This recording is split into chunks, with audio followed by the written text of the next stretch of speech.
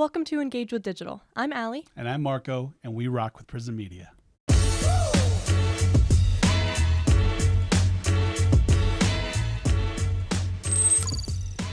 Today we're talking about email marketing and how important it is to help build your brand. Today we hear a lot of different opinions about email in general, things from email is dead to email is one of the biggest driving forces in brand development. So we've gathered a couple different statistics to help you sort of understand how important it really is for your brand.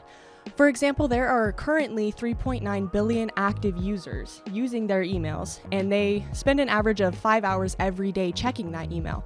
So that's a lot of people that you could be reaching. Another thing to consider with email marketing is the flexibility you have with the content you can share. Versus, social media posts. With email marketing, you can still include photos and videos, and you do have the option to do longer text posts, longer content like blog posts, things like that. There's a lot more flexibility with what you can share with your audience. One other thing to consider is you have a much higher chance of reaching your audience.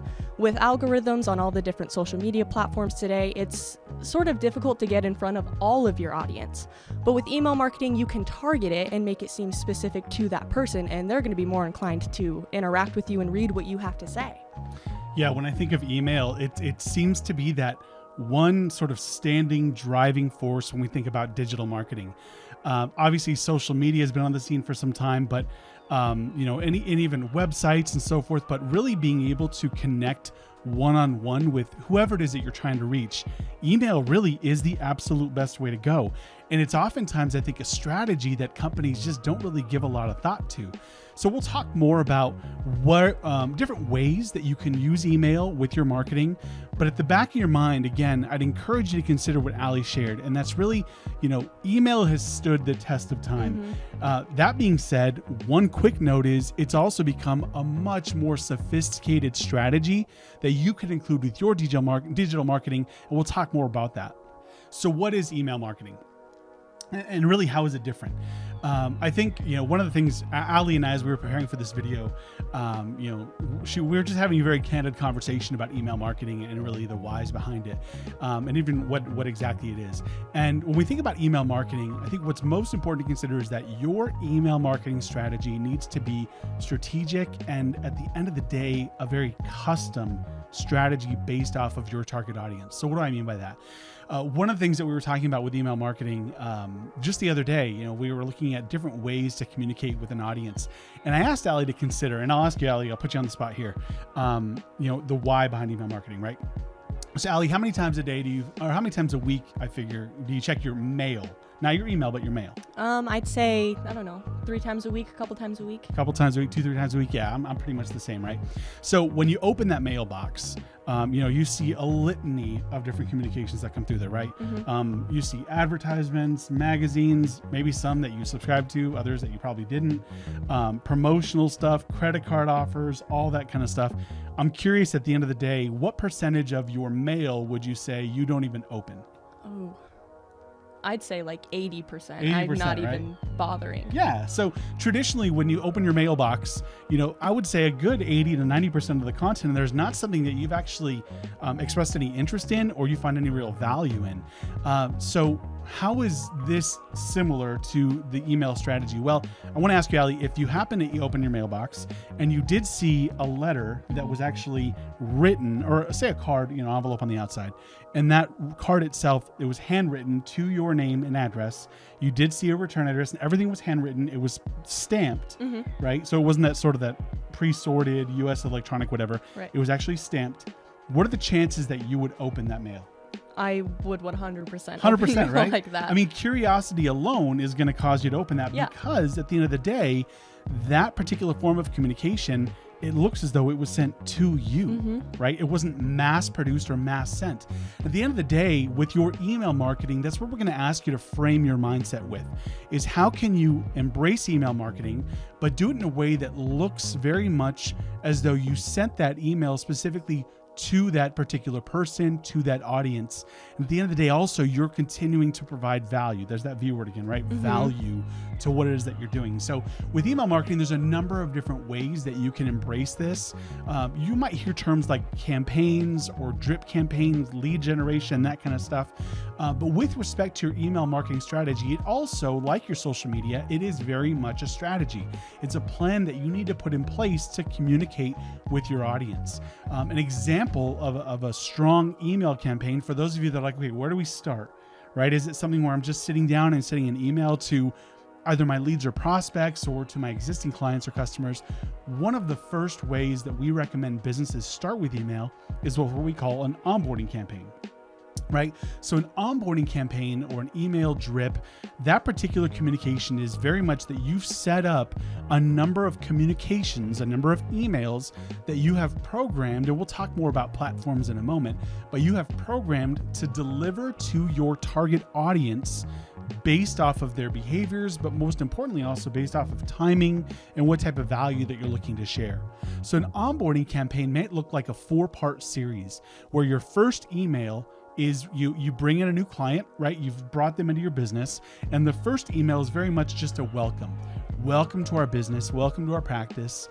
This is a little bit about who we are and the different types of benefits or services that you can expect to receive from us in the future. That's a really good first email, sort of a welcome and introduction.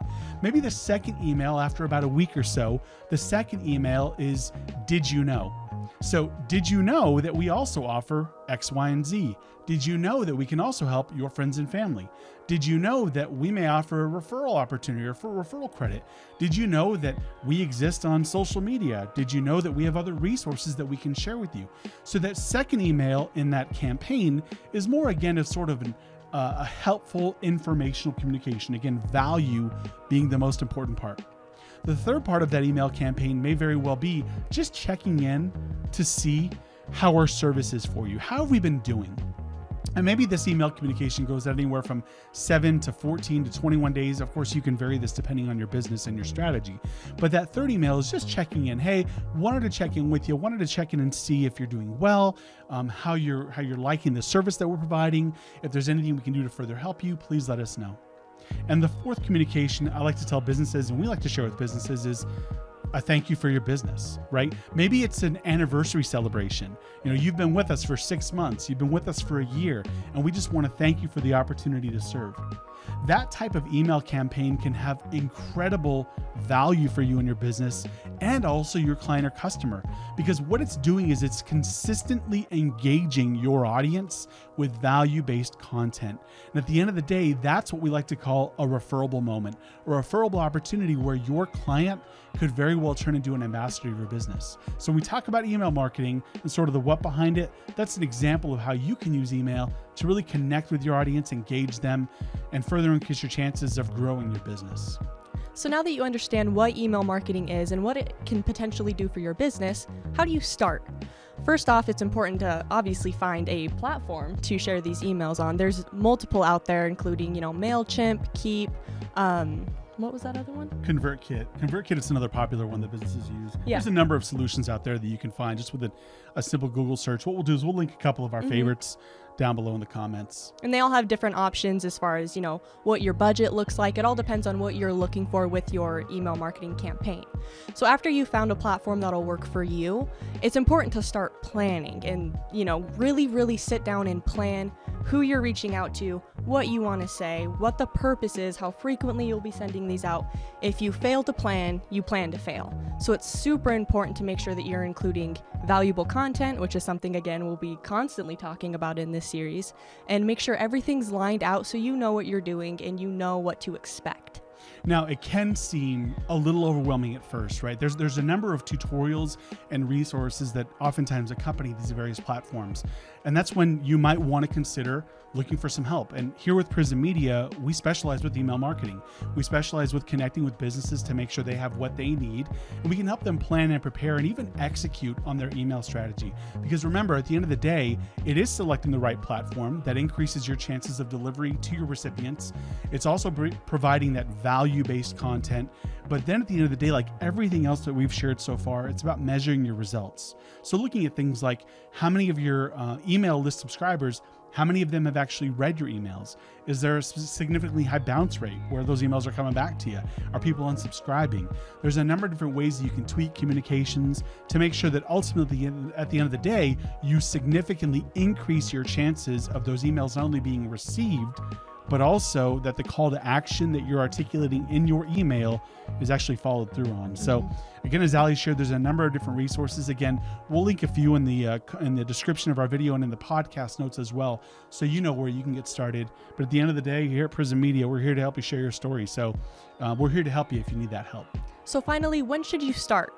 There's no better time than right now to really jump on this. Like we've said, there's huge potential in email marketing. Again, PRISM Media is all about helping you grow your business, including email marketing. So we're happy to help you if you have any questions or if we might be able to help you with your email marketing. Thank you for joining us for another episode of Engage with Digital. As always, be sure to like and subscribe and hit the notification bell so you don't miss any upcoming videos. If you found value in this, please feel free to share it with your friends and colleagues. Yeah, and again, like with every one of our videos, every one of our podcasts, all of the notes that we've discussed in our conversation today, they are down below. You can find those in the notes in the description of the video, including our Engage with Digital Facebook group, private Facebook group. If you haven't done so, please join in the conversation. That's where we're sharing different resources with that community. So thank you again for joining us as we look forward to ways to help you share your story, build your brand, and most importantly, create your future. Thanks for choosing PRISM.